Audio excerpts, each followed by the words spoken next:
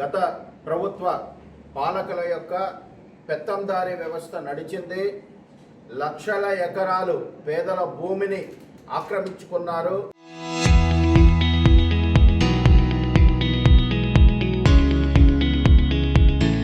వాటిని కక్కిస్తామని చెప్పి తెలుగుదేశం పార్టీ ఆ పనికి సంకల్పించింది. ఆ పనికి సంకల్పించిన తర్వాత సాక్షాత్తు ఎమ్మెల్యే అతని యొక్క ఎస్టేట్ ప్రభుత్వ భూమిని ఆక్రమించుకున్నారు. దాన్ని ప్రభుత్వం స్వాధీనం చేసుకుంది. పేదలకు పంచి పెడదామంటే కోర్టును అడ్డబెట్టుకున్నారు. మరోపక్క గత ఎమ్మెల్యే ప్రస్తుత మేడా మల్లికార్జున రెడ్డి, ప్రస్తుత రాజ్యసభ సభ్యుడు మేడా రఘునాథ్ రెడ్డికి సంబంధించినటువంటి 100కు పైగా ఎకరాల భూమిని, అక్రమ భూమిని ప్రభుత్వం స్వాధీనం చేసుకుంది. పేదలకు పంచి పెడతామంటే కోర్టును అడ్డం పెట్టుకున్నారు. ఇప్పుడు తాజాగా ప్రజాస్వామ్య వ్యవస్థకు ఎన్నికల మూలాధారం. ఎన్నికలకి వెళ్ళేటటువంటి ప్రతి ఒక్క అభ్యర్థి ప్రజలకి తన వివరాలు తెలియజేయడం బాధ్యత. అంటే ఎన్నికల వ్యవస్థలో అఫిడవిట్ అనేటటువంటిది మొదటి అడుగు. ఆ మొదటి అడుగునే తప్పులు తడక పట్టించినటువంటి ఘనాపాటి మన ఆకే పార్టీ. సాక్షాత్తు అతనిగా సమర్పించినటువంటి అఫిడవిట్లో ఎన్నో తప్పులు, అందులో దాచిన భూములు ఉన్నాయి, దోచిన భూములు ఉన్నాయి. అంటే వాళ్ళకే తెలియడంలా ఎన్ని దోచుకున్నామో, ఏది ఎవరి పేర్ల మీద ఉందో, బినామీల పేర్లు ఉందో, ఎక్కడ ఉందో తెలియనటువంటి విధంగా దోచుకున్నటువంటి పరిస్థితి. ఇవాళ ఎలక్షన్ అఫిడవిట్ సాక్షిగా వాళ్ళు సమర్పించుకున్నటువంటి సాక్షిగా మొదట దాచిన భూములు ఒకటి, ప్రస్తుతానికి మా పరిధిలో ఉన్నటువంటి సర్వే నెంబర్లలో వీళ్ళు ఇది దాచిపెట్టినారు అన్నటువంటిది కొన్ని మాత్రమే పొందుపరచి అడిగిన తర్వాత వచ్చినటువంటిది ఏంటంటే 1277/2లో 4 ఎకరాల భూమి ఎమ్మెల్యే గారి సతీమణైనటువంటి జ్యోతి గారి పేరు మీద ఉంది. ఇక్కడ అఫిడవిట్లో అభ్యర్థులు వాళ్ళ భార్య సభ్యుల యొక్క వివరాలన్నీ కూడా పొందుపరచాలి. కాకపోతే ఈ 1277/2లో 4 ఎకరాల భూమిని ఆయన దాచిపెట్టినాడు. దాచిపెట్టి ఓటర్లని, ఎలక్షన్ కమిషన్ని మోసం చేసినాడు. దీని వెనక ఉన్నటువంటి అసలు రహస్యం ఏదో ఆయనే చెప్పాలి. రెండవది, ఆయన అఫిడవిట్లోనే దోచిన భూములు కూడా చూపించినాడు. చాలా నిజాయితీగా చూపించినాడు. ఈ భూములు కూడా గోస్ట్ సర్వే నెంబర్లు కూడా ఇందులో ఉన్నాయి, లేని సర్వే నెంబర్లు కూడా.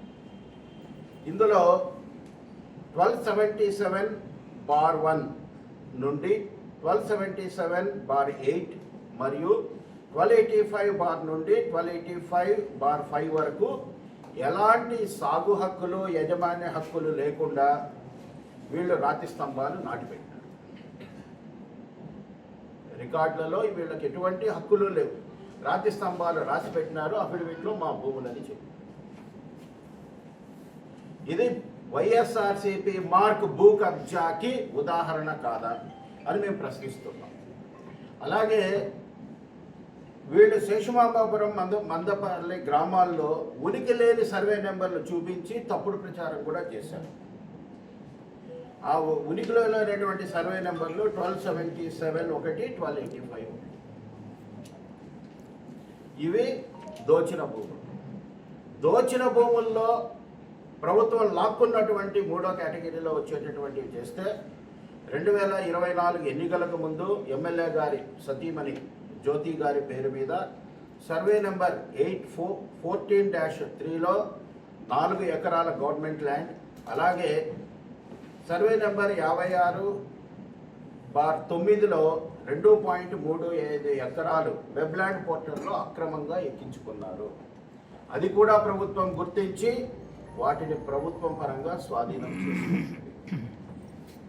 ఈ విధంగా వాళ్ళు స్వయంగా ప్రకటించిన భూముల్లోనే వాళ్ళ భూమి ఏది, ఆక్రమించుకున్న భూమి ఏది, మనుగడలో లేని సర్వే నెంబర్లు కూడా ఎలక్షన్ కమిషన్ ముందు సర్వే చేశారంటే కనుక దిక్కు లేనటువంటి అక్రమాస్తులన్నీ కూడా వాళ్ళ పేరిట ఉన్నాయి.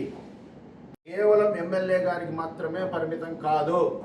ఇందులో ఎంపీ గారి కుటుంబ సభ్యులతో పాటు మిగతా వైఎస్ఆర్సీపీ నాయకుల చేతిలో 1,00,000 ఎకరాల భూమి దాదాపుగా భూ కబ్జా అయింది. మేము మొదటి నుంచి మేము చెప్తూనే ఉన్నాం, ఈ 1,00,000 ఎకరాలను మేము స్వాధీనం చేసుకుంటాం, చట్ట ప్రకారము పేదలకు పంచడమే ఇవాళ రాజంపేట తెలుగుదేశం పార్టీ యొక్క లక్ష్యం. దాన్ని మేము సాధించి తీరుతామని చెప్తూ ఉన్నాం.